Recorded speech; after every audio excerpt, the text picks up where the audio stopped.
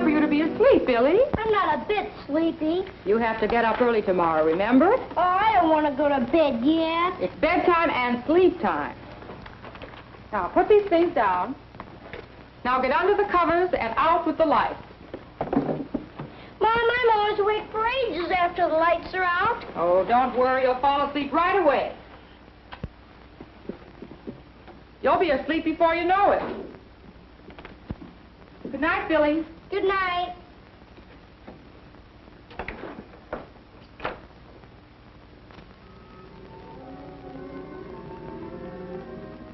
Billy's mother didn't know the real reason why he didn't want to go to bed. When he was left alone in the dark bedroom, Billy became frightened. He didn't understand about fear, that fear is a natural thing and nothing to be ashamed of, and that there's a way to go about getting over some fears. So he had never told his mother about it.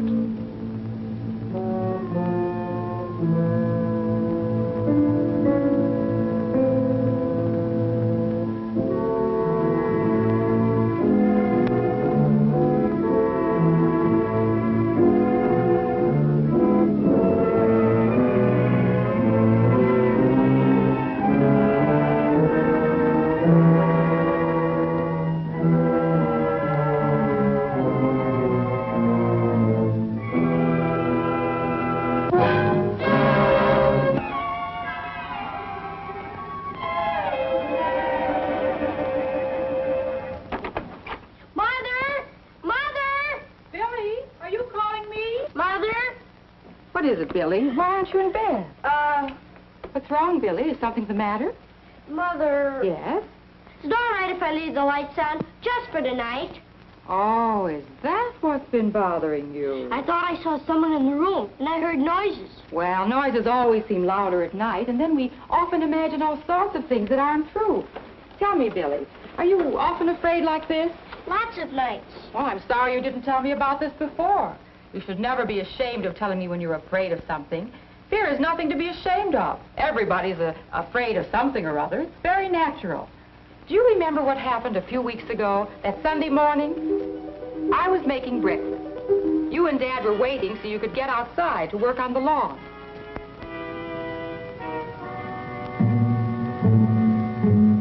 Do you remember how the bacon fat poured over the stove and caught fire? I was terribly frightened. Your father was frightened, too. Then he remembered an old trick about putting out grease fires, and he quickly smothered the flame. We were all frightened of the fire. It was natural. Being afraid was nature's way of warning us that the fire was dangerous and might harm us. That's what fear is, a warning of danger. Sometimes we're afraid of big things, and sometimes we're afraid of very little ones. But you shouldn't be ashamed of being afraid of something dangerous. No matter whether it's big or little, being afraid is nature's way of reminding us that we should do something to avoid the danger, and to avoid being harmed. Do you remember the time you threw the ball onto the ledge at school?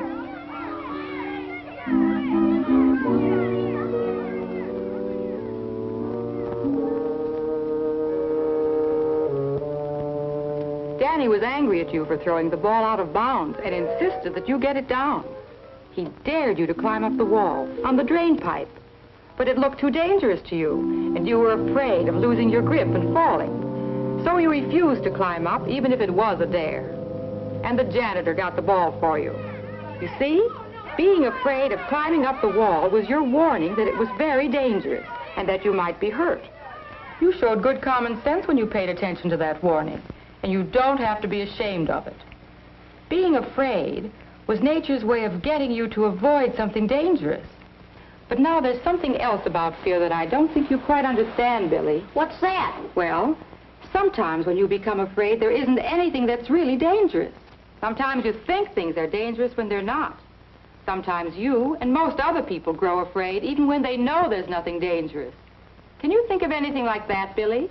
I know. Kathy Lewis used to be afraid of dogs, even when they were friendly. She was so scared she'd cross the street when she saw one. Well, that's a good example of exactly what I mean. I found it out one day when I was playing with Scrappy. You know, Mr. Rogers' dog. He's friendly. He wouldn't even hurt a flea. I didn't know she was so fraidy, Cat. I called her to come over, but she wouldn't do it. She wouldn't come back even when I told her the dog wouldn't hurt her.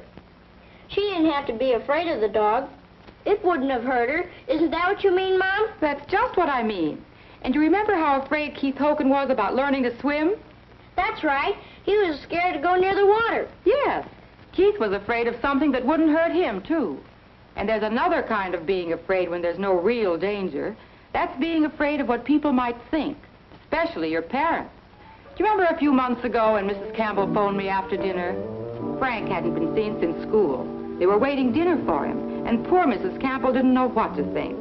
Well, you know what happened. They found Frank down in the basement. His report card had some bad grades on it, and he was afraid of what his mother and father would think, maybe even that they'd stop loving him. Of course, he found out that he shouldn't have been afraid, that his parents would go on loving him no matter what grades he made. So you can see what I mean when I say there was no real danger there. There are many things that people are afraid of when there's really no danger. Things like fear of being laughed at because their clothes are different or because their marks aren't as good as they might be.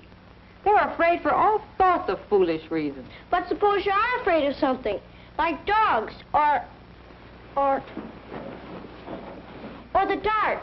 What can you do about it? Well, each time you're afraid, try to understand whether there's really something to be afraid of. If you're afraid when there's real danger, you can learn ways of protecting yourself. Fear at the right time will make you careful. Fear and wise action, such as Dad took, or such as you took when you wouldn't climb up that wall, you can be proud, not ashamed of. But how can you tell when there's a real danger or not? Just stop and think. Common sense will often help. Then, too, try to remember or find out whether other people are afraid of the same things you are. For instance, Kathy could see that you were playing with the dog and that the dog didn't hurt you. She could know from that there was nothing to be afraid of. That's right. So what Kathy needed to do was to try to understand why she was afraid of dogs. Maybe just getting to know some dogs would have helped her get over her fears. That's what she did do, Mom. Her dad bought her a little puppy to play with. It was the cutest little thing. We all loved it, especially Kathy. That was last summer. Her dog's big now. Kathy took good care of him. He got to know dogs so well that she isn't a bit afraid of them anymore. I guess that's what you mean by getting to know and understand the thing you're afraid of. Yes. Keith got over his fear of the water by taking swimming lessons with a teacher he trusted and believed in. Yeah, he can swim pretty well now. There's another thing you can do to help yourself get over a fear when there's no real danger, and that's to talk about your fear with somebody. Like we're doing now. That's right. You could talk it over with your parents, friends, your teacher, your doctor, someone you're fond of and trust. If Frank had only talked with his mother and father about his fear that they might stop loving him if his report card wasn't good, it would have been better for them all. Of course, his parents didn't realize he felt that way. Perhaps they expected too much of Frank. And it may sound funny, but Frank's grades were bad partly because of his fear of his parents. He was afraid he couldn't make good. Talking it over certainly made a big difference to the Campbells. It helped all of them understand each other better. As they talked over his work and work habits and what they expected of him, Frank got over his fear of making poor grades and of not doing well enough to please his father and mother. He's doing much better in school now, isn't he? Yeah. Gee, Mom, it does help a lot to talk things over. Billy, would you like to talk about some of the things that you're afraid of? Like why you don't like the room dark? Well, I'm lonesome. And I'm afraid you and Dad aren't downstairs. That maybe you've gone away. You have my word that we'll never go away without telling you. And of course we'd never leave you alone. Either we or someone else will always be where you can call. How about it? Ready for sleep now? Yeah, I guess so. All right, darling. Good night. What about the light, Billy? Tell you what, Mom. Leave the door open a little instead, will you? That's fair enough.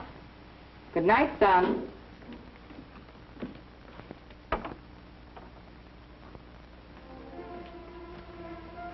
will feel as alone as he did before? Do you think he'll stay awake as long as he used to? Does knowing that others are afraid of real dangers make it easier for Billy to stop worrying about his own fears?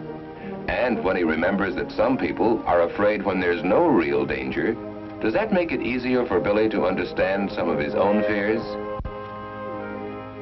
Billy refused to climb the drain pipe because it looked dangerous. Yet at the same time, he had another fear. He was afraid he might be called a coward by his friends. He had to decide which was the real fear. Do you think he decided correctly?